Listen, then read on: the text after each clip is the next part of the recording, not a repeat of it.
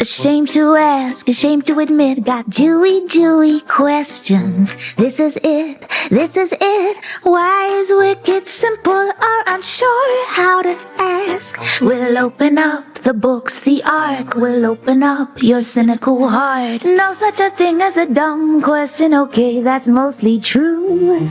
Tami and Shoshana are here for you.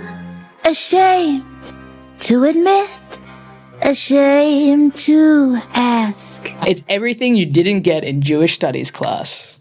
Hello and welcome to Ashamed to Admit. I'm Tami Sussman. I'm Shoshana Gottlieb-Becker, and it is the week before Purim. It is. I love Purim. Like, genuinely, I love Purim.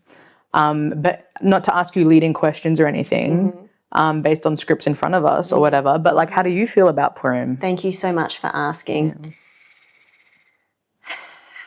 I'm not a huge fan. The deep sigh. The deepest sigh. This is such an unpopular opinion. You don't like Purim? It's not that I don't like it. It's just that I feel burdened by it. So it sounds like you don't like it. Okay. As a child, as a young child in primary school, I loved that we didn't have to, and I went to a Jewish school if that wasn't obvious. I loved that we didn't have to do regular classes that day. Yeah. I liked that we got to eat some cookies that were triangular shaped, otherwise known as Hamantaschen. I did not like the sound of the Gregors, of the noisemakers that people used to spin whenever Haman's name was mentioned in the Megillah. Now I'm looking back, I'm like undiagnosed neurodivergent. That I did want to ask, but I wasn't sure if I was allowed to. Very overstimulating day. Then obviously year 6, when you want a bit of attention, then it is fun. Especially if you're 10 years old and that coincides with The Nanny being very popular on television, you get an opportunity to dress up as Fran Drescher. Amazing. And Grandma Yetta and Sylvia. Do you have photographic evidence of this? I do. Can we put it like right here on the screen? I'll make sure of it.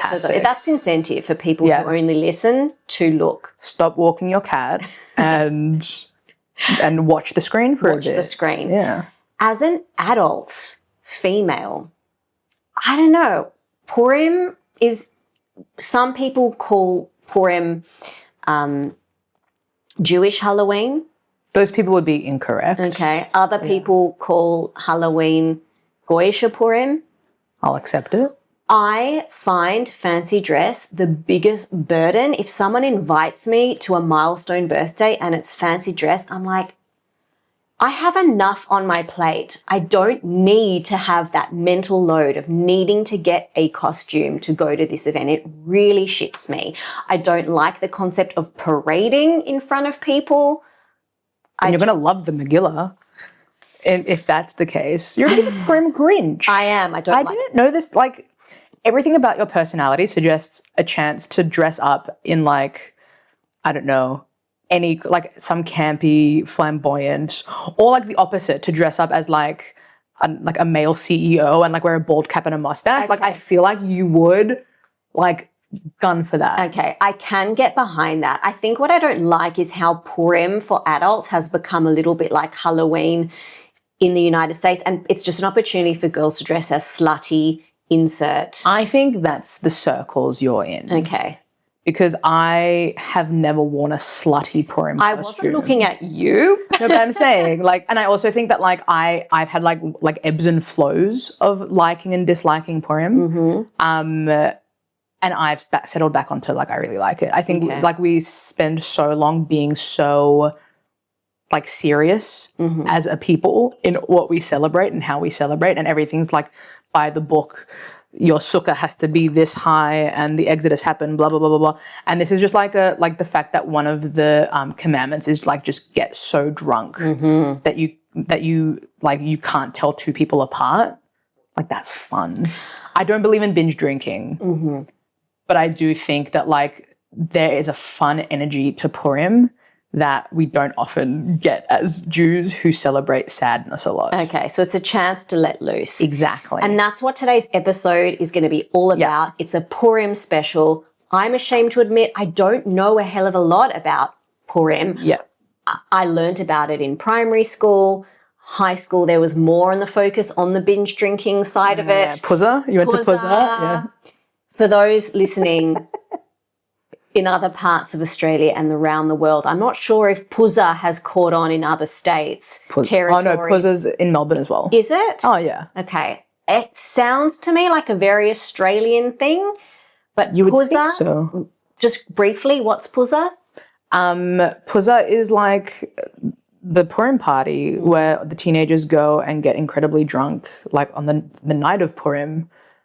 Oh, at the school I went to, it was the morning of Purim. If Purim's at school that day, you're meeting at 6 a.m. in the park across the road from the school, drinking there so that you arrive. Again, I never went to Puzza because I was a good kid. Okay. But it was always like the night before, because Purim, like we've established, like it starts the evening before the day because Jewish calendar stuff, blah, blah, blah, blah. Starts the night before, and so you like hear the Megillah, get really, really drunk, and then you show up to school still drunk from the night before. Right. Okay. At least that's back in my day. All right.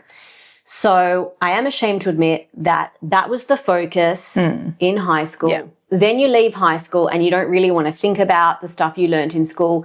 And then when you're in your 20s, you Google some things. You're like, why did Vashti not want to show up to that party? And you learn some new information that shocks you. Yep. Stuff you didn't learn Shocking. in school. Yeah.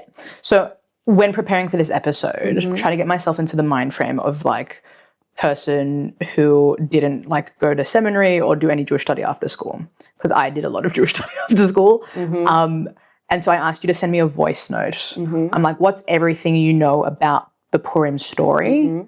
Please relay that to me. And you sent me a 2-minute and 7-second voice note that I think is like the most fascinating insight into Jewish education in Australia that we possibly have as, you know, intellectuals and researchers. And I think that you should send that to people to study. Okay, I'm going to play it now. I'm going to play it on double speed because that's how people listen anyway. Yeah, it's true. While I get it up, can you please tell our viewers and listeners what seminary is? Seminary is Jewish school.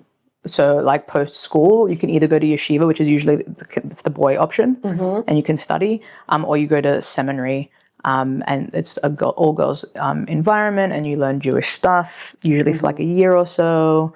So it's further education after. It's like tertiary Jewish education, usually done before you go to university, if you decide to go to university. All right. Yeah. I'm going to play. This is my understanding of Purim based on 12 years of Jewish education in Sydney. Okay, so it's in the Persian Empire. Hang on, I'm going to start again. I'll do it at 1.5. Yeah. Okay, so it's in the Persian Empire or in Persia. There's King Ahasuerus. He's the Persian king, and he has multiple wives. In primary school, we learn he had one wife, Vashti, and later I learned he had multiple wives or maybe concubines, a word I now know. Vashti, he was upset with Vashti because, well, in primary school we learned she was disobedient, but then as an adult I learned that she wouldn't parade around naked for the king. One reading said she had a rash. And so he needs a new wife, or he wants a new wife. And then there's Haman, and Haman is his advisor, and Haman wants to kill the Jews. So Queen Esther, sorry, she's not queen yet, she's Esther, and she has an uncle, Mordecai, but he could also potentially be her husband. They suggest that she put herself forward to be a queen so that she can try and, I don't know, change King Ahasuerus' mind about killing the Jews. So that's what she does. And in those days, in order to get permission to speak to the king, it was a big deal. Like, he could kill you or something if he doesn't want to talk to you. So it was really high stakes, and she was too nervous to eat, and that's why we fast. And she eventually does convince Ahasuerus not to kill the Jews. And I don't know what happens to Haman, and that's what I know. And Haman has a triangular hat.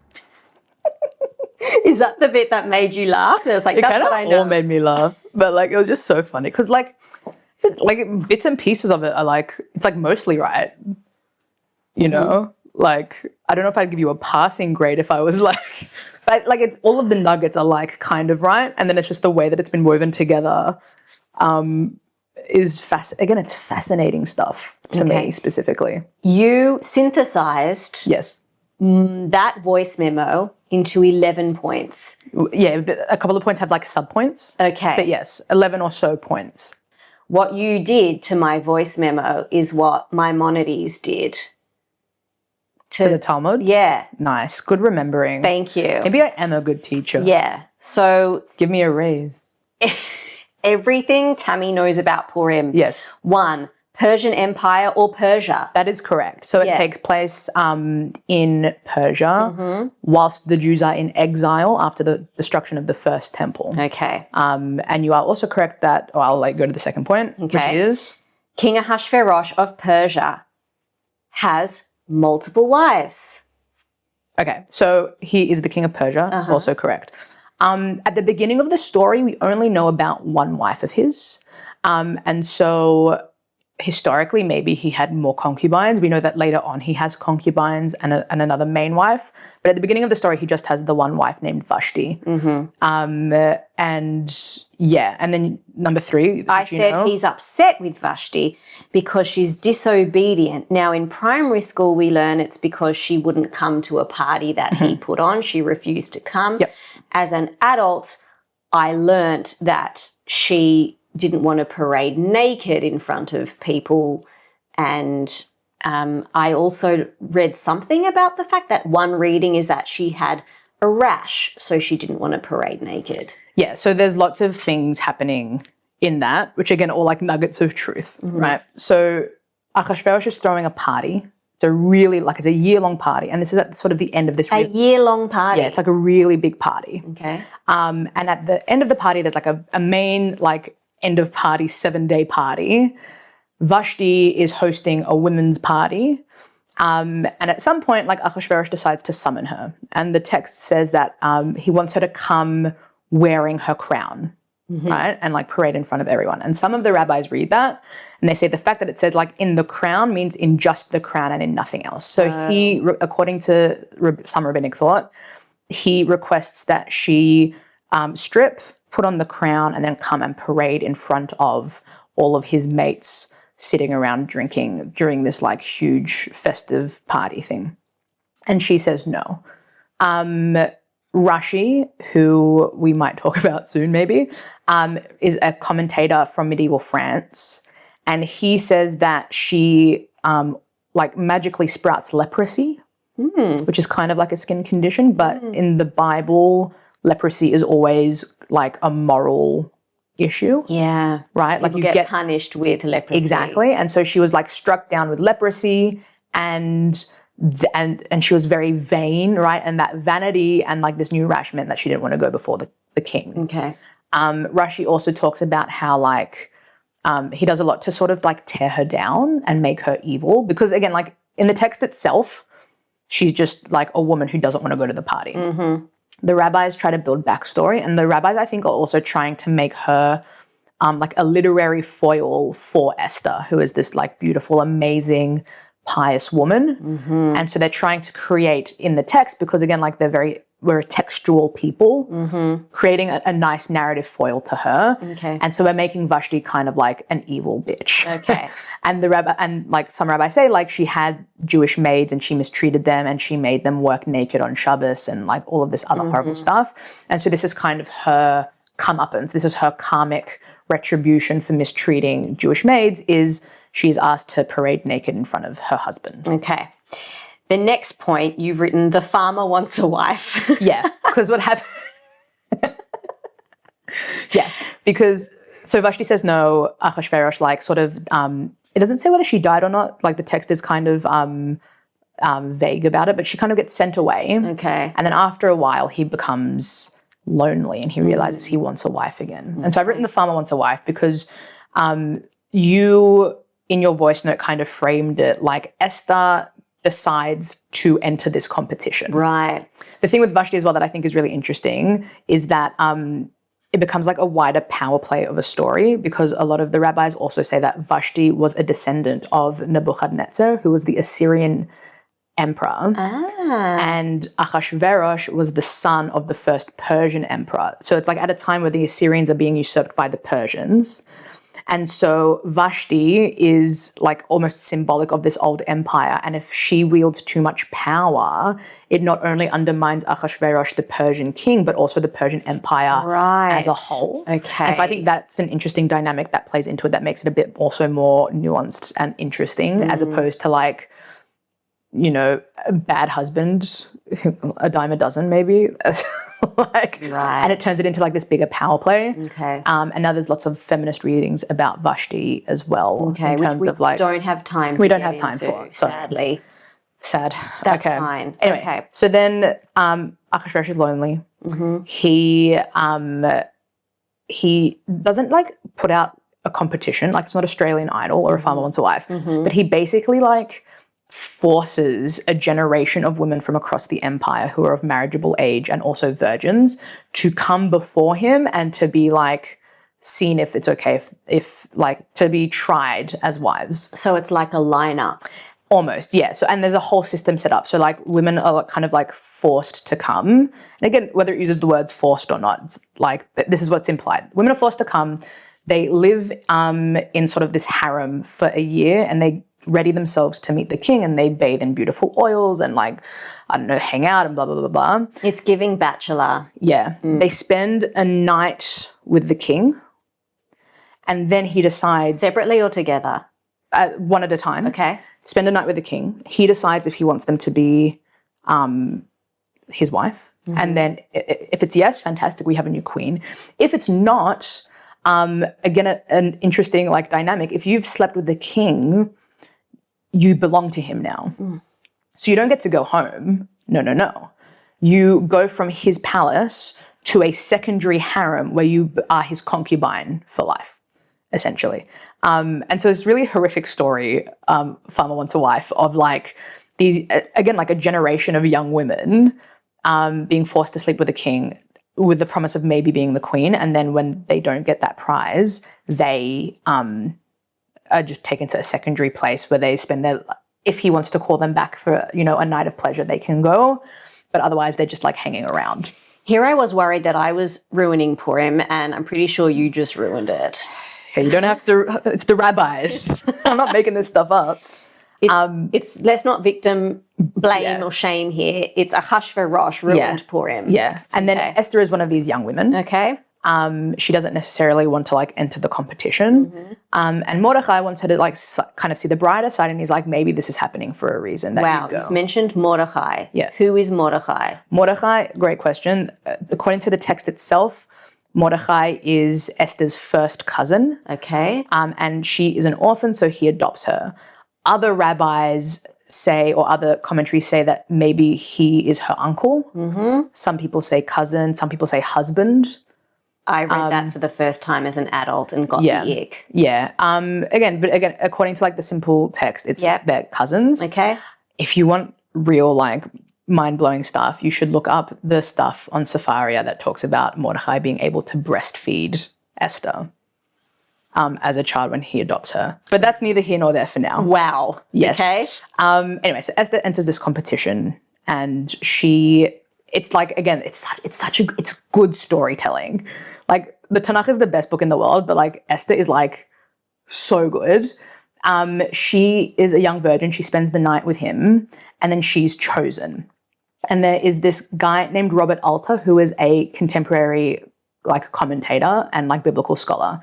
And he talks about, he's like, what is, like, how can a young virgin who like, and again, the text is like, she doesn't do anything special. It's very simple, like, but she's still like her beauty, she's chosen, like it's her, like, all of her like midot, right? Her values shine through, right? But Robert Alter's like, no, like, how can a young woman like who doesn't know anything, how can she please the king enough? And it's probably because she was like passive in bed and he had a bit of ED and she like helped him like get it up and no one else could do that. And so then he brings in this like sort of, you know, like this, and again, it makes so much sense when you read the text of like, it's always about a guy's schlong. Yeah. And like, and it's always like, it's all it is. So it's a power trip. She didn't giggle or demean him. She was, and she just like sort of like, and she was like really nice. Yeah. And nice enough that, you know, he felt comfortable and that's how she went out. Yeah. Anyway, I think it's a really fascinating commentary. Okay. Yeah. And then again, it's sort of alluded to later because you said she's scared to see the king at a certain point in the story. And at that point, like it says in the text that like it's a really big deal to go without being summoned. And that's why she's scared to go. But when she does go, and it's seen as like a miracle, he lifts his scepter to her. So it's more of this phallic imagery of like, you know, the raising of the scepter to welcome her in and to say it's okay. And like she's using her like feminine wiles and she's using her femininity to like win him over in this way. Like it's really a very deep and rich, fantastic text to read. That's beautiful. Yeah. And I'm narrowing that down to, did he choose her or did his schmeckle choose her? Who's to say? Okay. Who's to say? So that's number 4. Yep. Number 5, Haman Yep. is the advisor to the king. Yep. Haman wants to kill the Jews. So Haman is, like one of the advisors. He becomes the main advisor. He becomes like almost secondary to the king, and he encounters a man named Mordecai, who we've already established we know. And Mordecai refuses to bow down to him. That's right. Yeah. And he realizes it's because, and he's very offended by this, he realizes it's because Mordecai is a Jew, and as a religious Jew, Mordecai does not bow down to anyone except our God. And so then Haman gets really angry and he vows to like genocide the Jews. And he basically asks Ahasuerus's permission to kill all of the Jews. And he says, yep, go for it, buddy. Because at this point, Ahasuerus doesn't know Esther's Jewish? Yes. Or So has Esther's- not met Esther yet? He's met Esther. Esther, when she goes into the palace, like for the competition, Mordecai says, maybe hide that you're Jewish. Okay. Because, like, you know, just this could come up later. It could be really helpful for us. But, like, for now, just hide it. Can relate Yes. Yeah. to hiding Judaism, not entering a palace. Yeah. Okay. You've never been to a palace? Not in this context Okay. of being chosen by Fair. the king. Farmer's wife. All right. Big deal to get permission to talk to the king. Yeah. So I'm assuming this happens because Haman says to King Ahasuerus, genocide the Jews. Ahasuerus says, okay. Then Mordecai, who's still texting Esther, even though she lives at the palace now, Yeah. he says her, maybe try and... Yeah, he's like, you've got to do something about this. She's really scared. It's a big deal. You can't just call to the king. And he kind of like appeals to, you know, he's like, you know what? You've clearly been put here for a reason. And again, it's like this beautiful moment. Like, this could be why you were put into this situation. Again, it's like horrible situation because, and we can get to it at the end, but like once this story is over and the Jews have a happy ending, she stays in the palace, right? And she's like, she doesn't get to go home back to her family and her life. But he says, like, you've been put in this situation for a reason. It could be this. And if you don't help the Jews now, like someone else is going to come along and help us, right? Like we believe in God, but like this might be why you're here. Okay. And so then and you said she's too nervous to eat. In actuality, fasting and like is a form of prayer almost. It puts you in the mindset for prayer, right? So we fast on Yom Kippur because it separates us from our bodily self and our bodily needs and allows us to focus on prayer. And so she's and then also in ancient Israel, if it doesn't rain if you have a drought, you fast to try and get it back, right? It's like a form, you couple it with like intense prayer to God. Wow. And so she says, I'm going to fast for 3 days to pray to God that I get accepted to be welcomed by the king. The Jewish community should also fast for 3 days alongside me in solidarity and also to pray on my behalf. And so because of that, the day before Purim is known as Ta'anit Esther, which is the fast of Esther. And again, religious Jews till this day will fast in memory and in honor of like that fast and her putting herself in danger. Oh, that's beautiful. Yeah. I used to be a little bit judgy about fasting because I was just like, you just want an excuse to do the fasting diet. But now I can see that's actually beautiful. Yeah, I think, And so she fasts, she like readies herself, she goes, he lifts the scepter. And again, it's miraculous because we've seen already he's kind of a hot-headed, he can be a bit rash. It's all like between the text. And then all of a sudden, and she has no power. She's a girl from nothing. Yeah. Vashti, at least, we think was like from royalty. Or nobility, yeah. And like Esther's like sort of like just plopped in. She's the Princess Mary, like the young Aussie who's just like finds herself with a Danish prince. Yes. So that's Esther, but like she's forced into it. She doesn't meet him at a bar. Okay. There was no slip in at that was the name of the bar. Oh, it's called a slip-in? Yeah, it's called the I Slip-In. was too young. I just remember it on like the front of like Wednesday. You thought I was talking about a scepter. Yep. Okay. Point 10 is Haman, 3 question marks. We've covered who he is. Yeah. You didn't know what happened to him at the end of the story. That's why with the question marks. You were like, Does he get killed? Yeah. So what happens is Esther invites Achashverosh and Haman to a party. They come to this like little feast. She says, come back tomorrow. They come back. She reveals her identity as a Jew to them both and says, someone at this table wants to kill me. And everyone's like, oh my God, who is it? And then Achashverosh gets really mad at Haman. Haman tries to beg her forgiveness. He gets sentenced to death. There's also this whole like back plot of like Mordechai accidentally like foils a plot of assassination for Achashverosh. So he gets put into a ledger that the king owes him a favor. Then that, because Haman and Mordechai are like adversaries, it's whole thing basically like Mordechai is known to the king. Haman wants to kill him. He builds a special like gallows just for Mordechai because it's a whole thing. He has to lead Mordechai through the town on a horse and it's very degrading for him. Read the book. We don't have enough time. He builds a special gallows just for Mordechai for like the genocide day of the Jewish people. And because like this sort of like Esther stops it from happening kind of. Can I guess? Yeah. Does Haman get beheaded on the gallows? He gets hanged. Hanged. Him and his 10 sons get hanged on the gallows meant for Mordechai. Okay, because gallows is for hanging. There's something else. Guillotine is. Okay, so both starts with a G. No, the gallows. So so he gets hanged where Mordechai. It's like this like sweet retribution. Yeah.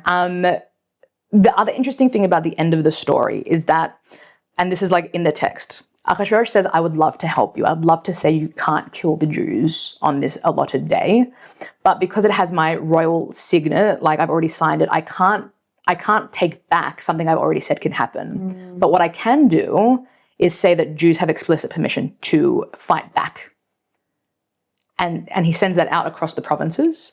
And so it's actually the end of the Megillah, part of the end of the Megillah is that Jews fight back and that they like kill a bunch of people who are planning to kill them. Oh my God. And there's like a reverse massacre that happened. This feels a little bit fresh. It's what happens, as in like the Jews, like, it's a whole thing. I just ruined that part of the story. It's history. You. Yeah. Anyway, history. and that's what happens. That's like the end of the story. And then it's kind of like that classic thing of like at the end of Gilmore Girls where she writes the book called Gilmore Girls, but they write the Megillah of like the story that had happened at the end. Mordechai and Esther write it together. Okay. And then that's the end of the story. I've probably missed some bits. My friend Sarah's going to listen to this and tell me I got stuff wrong, but like that's fine. Okay, Sarah. Write in to ashamed@thejewishindependent.com.au. You can just text me. Okay. Just WhatsApp me. Sure. Or you can WhatsApp Shoshana and we'll read those angry texts in an upcoming episode. Thanks, Sarah. Okay. There's a lot more to say, I'm sure, including the fact that that's why kids eat what? Oh, yeah, you say it. The hat. Yeah, okay. Fascinating stuff, because this is like I actually did a deep dive on. Okay. So Hamantashen, they look like that, and we've been taught that the triangle is because Haman had a triangle hat. So actually, from some of the research Wikipedia I've been reading, it was just like a nice shape for it. So the word tash means pocket. In Yiddish. Mon is the poppy seed filling. It's called mon. And so a montash is like a pocket of poppy seed. Oh, cute. And it sounds a bit like hamantash. And so it kind of like reverse engineered into like a pun. So it was montash. And this is like all theory of like how it got the name. It was montash. And then they're like, that's funny, hamantash. I also think it's really important to point out Hamantashen is the plural form. Hamantash is a single one. Oh, yeah. A Hamantashen. Okay. But yeah, it could be his hat, but also probably not because I don't think stylistically triangle hats were in at the time. Okay. And also in Hebrew, they're called Oznei Haman, which means Haman's ears. Oh. Yeah. Okay. But they're not mentioned in the scroll. something just occurred to me. Also, do you know what mons pubis is? Do you want to explain? It's the front of... And it kind of looks like that as well. Yeah. I think that's probably, there's lots of like Hey Alma stuff written about why it kind of looks like female genitalia. Yeah. I think it might be coincidence. The name like sound as a coincidence. Okay, coincidence. But it is probably mostly like that it was a poppy seed pouch originally, a montage, and that sounded like, because I can see that happening. When something kind of sounds like something else and you're like, that's funny, I'm going to make a pun. You should know this as a funny person. Puns are hilarious. Yes. And so that's probably how it was like. And again, Sarah's going to fact check me on that one. Okay. So to all the haters who say you should not put poppy seed in a hamantash. I agree, it's disgusting, but it's probably the original one. Okay. But it is gross. Disagree. Strawberry jam's the best one. Disagree. But Anyway. strawberry jam is appropriate if we're thinking about it through the vulvic lens. Yeah. And before we get cancelled once again, I think it's time that we move on to everyone's favourite segment. Well, I just want to, you spent so long at the beginning hating on Purim. Okay. I would like to offer Purim an apology on your behalf. And I want to tell you like why you should love it. Okay. I'm going to convince you, if that whole retelling didn't convince you. Okay. Purim is the campest holiday, right? It's funny, it's silly, right? A lot of the Torah around it is also funny and silly. There's like lots of puns and jokes and stuff. We're commanded to get drunk until we don't know the difference between Haman and Mordechai, right? The two main characters. But also, and I think this is the best part, is that it's a holiday of like being a socialite, right? And it's a holiday about community, because the 4 mitzvot of Purim, you listen to the Megillah being read, you give mishloach manot, right? So like baskets of food to people in your life. You give to poor people, matanot levyonim, like you give charity to the poor. Yeah. And then also you're supposed to have this big meal with your family and your friends. And the whole, like all 4 of those things are social things. You read the Megillah in a group. You have like that meal with your friends. If you know people in your community who maybe can't afford food, you can give them a basket with food for that party, right? Like that's like the whole point of it. Like you give them food to be used. And then also if there are people in your community who can't afford food at all, you're also giving, like you like the mitzvah is to give money on the actual day of Purim so it can be used for Purim. Okay. Right? And so it's all about lifting up the people, like, and when you read the text, right, you see a lot of women in need, right? Whether it's Vashti, whether it's Esther. And it's about lifting people up, and it's about supporting them socially in different means, and it's fun. You should have so much fun with it. That I can get behind, but I don't like forced fun. It's why I don't like New Year's Eve. There's the expectation to have fun. I also don't like socializing. So, okay. Grinch. I do love the story of Purim. There is and like I encourage everyone to read the Torah, but I especially encourage you to read Megillat Esther with a good commentary. It is fantastic. It is so good. Don't read ChatGPT's version of the Megillah. It will give you the wrong information. It will tell you that 2026 is a leap year and therefore there is Purim Katan. That is incorrect. Don't trust it. Full stop. And that's all we have time for in terms of the Purim story. The Puzzah story. Happy Puzzah, everyone. This week we'll call it, you can choose. I want to call it Name and Shame. Even though it's funny because it's all anonymous. And we never actually give anyone's names. I know. Yeah. So let's just... Name and Shame. Which is funny because... we don't name it. We never name it. we never tell you the groups. We keep everyone anonymous. But in here we know. Name and Shame. Yeah. This Name and Shame is from 2024. Okay, a couple of years ago. It's from a Melbourne Facebook group. For those of our viewers and listeners living overseas, you need to pull your weight. You need to send us posts from your communities. This anonymous member, important, posted the following request 48 hours before Purim started. And the post read. I'm doing it? Yeah. Urgently, all caps, looking for a sushi roll costume for a 1-year-old boy. Also all caps. This was forwarded to me in a WhatsApp group that I am in. We had so many questions. It's so funny. It's genuinely, it's art. It's good. Number 1, why is boy capitalized? Because it could be one of those like the sexy girl sushi costumes. Heaven forbid we dress a 1-year-old in a sexy girl sushi roll costume. Yeah, can't do it. Number 2, why was this posted anonymously? I think I have answers for all of these. Okay. Because there's a certain level of like mum shaming that comes on, like she didn't prep in time. That's on her. She feels a level of like mummy shame. And so it's anonymous. Even though the anonymity doesn't help if someone does have the costume. How are they going to get it to you? That's what I mean. But I understand being anonymous in a Facebook group. But you've touched on something really important, mum shame. I think that's another reason why I don't like Purim, and especially since I had kids. It's the pressure to have to put my kid in a cute costume. So not only do I have the mental burden of finding my own, and when I was married, something for my husband, I also had to find it for the kids. It's just a lot. It's a lot. Okay?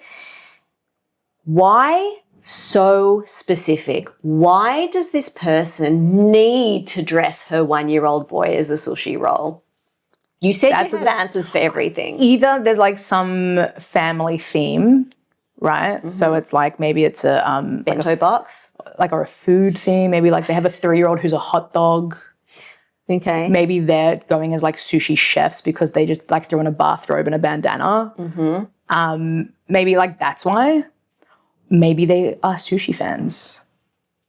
Maybe they thought it would be easy and then they freaked out and like they've just got it like, you know when you like get stuck on something? I have too much sympathy for these Facebook posters. I'm now realizing. My problem is that I try to understand their logical thinking, and I don't think many of them have logical thinking when they're 48 hours before Purim being like, oh my God, I need that sushi costume for my son. If it were me and it was 48 hours before Purim and I didn't have a costume, which I'll be honest with you, 12 hours before Purim, I usually don't have a Purim costume. I'm just being open-minded. I'm like, put out a post, put a call out and just say, give me what you got. I'll take anything. Go to Kmart, sells them for like $10. You know what I mean? Or, and this is the ultimate hack, especially in religion, they love this in religious circles. If it's a baby boy, put it in a dress. That's the Purim costume. Okay. That hits every time. It's hilarious. You thought this boy was a girl? Happy Purim. I don't know. I think people should employ me to solve their issues. Their religious Purim costume issues. And on that note, happy Puzzah, everyone. Yeah, happy Puzzah. To the Grinch herself. That's it for today. Our Puzzah episode. You've been watching or listening to Ashamed to Admit with me, Tami Sussman, and my wonderful, intelligent, funny, open-minded co-host, Shoshana Gottlieb-Becker. Who you should hire when you have Jewish questions. Or if you need a Purim costume 48 hours before I'll give you good ideas. Yeah. This episode was brought to you by the Jewish Independent, the Jindependent, with Alleyway Productions, and the vocalist in our theme song is Sara Yael. More credits are in the show notes. If you enjoyed this episode, even if you didn't, just forward it to people. If you didn't enjoy it, just forward it to someone and say, how bad is this? And if you hate it, just give us a hate listen every week. Brilliant idea. Yeah. Full of great ideas and 5 stars. Yeah. Anyway, bye. Thank you so much. See you next later. week.